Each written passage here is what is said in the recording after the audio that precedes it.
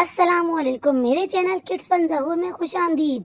जी तो नाज़रीन, ये आप देख रहे हैं ज़हूर इलाही ने मुझे कि मेरे आईवी पास है, ड्रिप लगी हुई है और मैं बहुत सख्त बीमार हो चुका हूँ। और ये मेरी बहन है, एक ही वक्त में मम्मा ने हम दोनों को ड्रिप लगाई है और हम दोनों बहुत सख्त बीमार हो चुके हैं। और ये मम्मा हमारा होम ट्रीटमेंट कर रही हैं।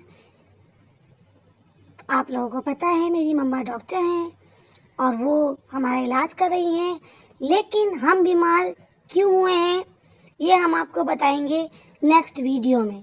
उसके लिए आप हमारे चैनल को सब्सक्राइब कीजिए, वीडियो को लाइक कीजिए और नेक्स्ट वीडियो का इंतज़ार कीजिए, क्योंकि हम गए थे कोयटा ज़ियारत और वहाँ हमने सबसे बड़ी ज़िंदगी की गलती कर ली, जो कि हम माशाल्लाह होटल में ठहर गए।